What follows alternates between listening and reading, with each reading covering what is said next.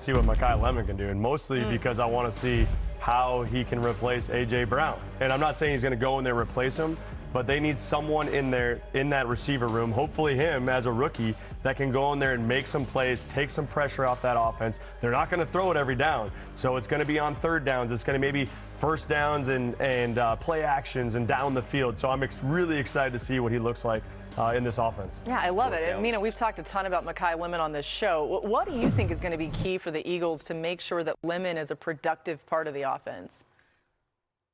He's super fun player, super sudden, great hands, gets you yards after the catch. But I do think their play caller, Sean Mannion, has to find ways to use him, to give him those free releases, particularly early in his NFL career. I think he needs. The Eagles ranked 29th in bunch rate, 29th in motion rate. Both of those things have got to go up. And then the quarterback himself has to be a part of that as well. Just a willingness to throw. He has to show a willingness to throw over the middle of the field with anticipation that, candidly, he really hasn't, right, thus far in his NFL career. Some of that is by design. But to get the most out of Lemon, that part of the field has to be utilized, because that's the part of the field where I think he has the most potential to cook. Mina, I love what you talked about when you said the pre-snap motion. I'm so fascinated to see how he uses Makai Lemon when it comes to that. You look at what the Packers were able to do with a guy like Jaden Reed, who's really good with the ball in his hands, the jet sweeps or screens, and him moving before the snap and finding ways to get the right matchup or to get him in space. I think a guy like Makai Lemon can do that and do so much more, but I think that's a way in this game, as Jalen Hurts is figuring out this offense and doing things, there's ways that you can move receivers around pre-snap and get them the ball in space that makes it a little easier on the quarterback. I want to see how he's using that, because he's really good with the football in his hands. Yes. You know how to utilize Makai Lemon, right? Make him part of the easy button for this offense. When we talk about getting the easy plays, the layups, right? Getting the ball in Makai Lemon's hands with space for Yak, like, that's what it's about. It's not him, winning matchups in the middle of the field. Okay? Like that's not what it's at all for me. It's really not. I'm not trying to have Makai Lemon be, AJ Brown or Tyreek Hill. Like, again, there's still going to be some dimensions of that, of course, but it's like not at the top of my list. Before we jump into it, Philadelphia Eagles fans, please, please, please do not forget to subscribe and watch the full length video, as that is without a shadow of a doubt the best way to support this channel, so we can keep having the most unbiased, grounded, honest conversations about the Philadelphia Eagles. It makes such a huge difference, and I really, really appreciate it. I'm not even going to talk about the willingness to not throw in the middle of the field. That is such a nonsense, tired narrative. And then we're going to talk about Jalen Hurts' ability to throw with anticipation. Like, oh my gosh, what are we talking about right now? Like, what are we? Some of Jalen Hurts' most spectacular throws in his NFL career are with such beautiful anticipation. Like, just stop, please. I beg you. I beg you. I mean, yeah, I'm not gonna touch it right now. I've done it too many times, but yeah, I'm excited to see how Makai Lemon really gets utilized. I am imagining so many moments with like an Amon-Ra St. Brown, crossing over in the middle of the field, open in space, essentially like 5 yards from the line of scrimmage, and just being able to just make, a hike and a quick throw, right? Just getting the ball right to him, first read, and having him able to just, and this is what Jared Goff does so well with Amon-Ra St. Brown, it's just full speed into the ball. It's just full speed into the ball and able to just go. It's a thing of beauty that they've mastered together, no doubt about it. And it's just like that's what I want to see more than anything. Like that's what I want to see. And so that's when we talk about also throwing down in the middle field. That's why that always irks me. And that's why I made that video months ago at this point, where I showed you like the middle of the field is not these like always these 15-yard throws, 20-yard throws in the middle of the field. It's like so much of these middle of the field throws could literally be a ball behind the line of scrimmage even, or like 2 yards in front of it. It could be like essentially like a 4-yard pass.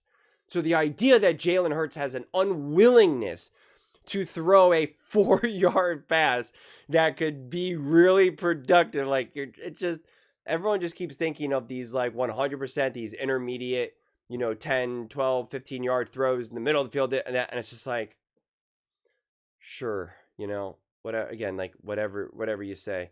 And so, yeah, I'm just excited to see what Sean Mannion finally has. And it's kind of funny because I saw this clip with AJ Brown, the New England Patriots, and it was when he actually he dropped the pass, or he had it broken up by a defender.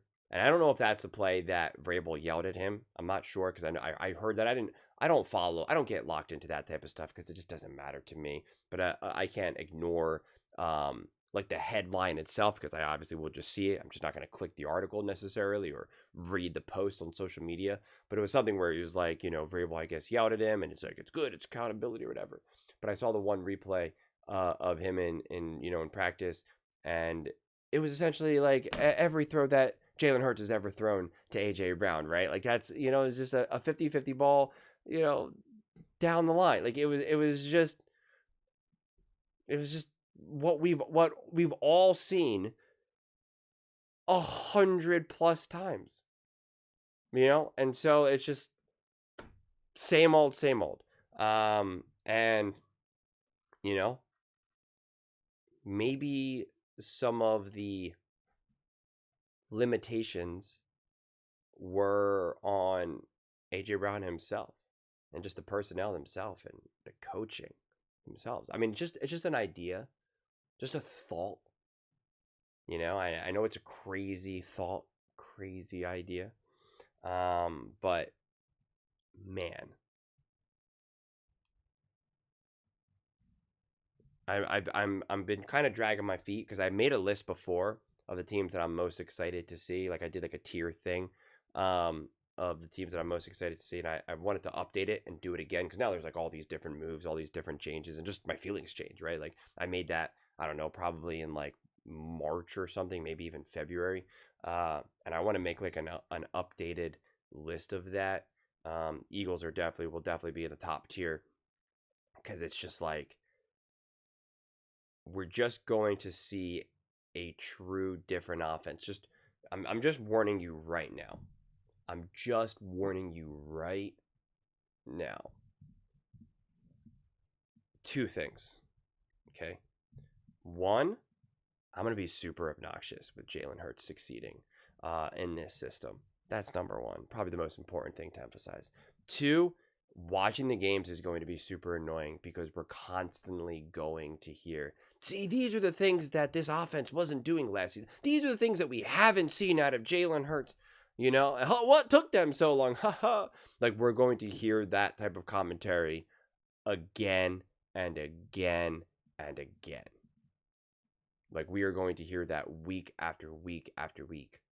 Well, in seasons 22 to 25, they only did this 20% of the time. In 2026, they're doing it 60% of the time. Like that's all it's going to be, just non-stop.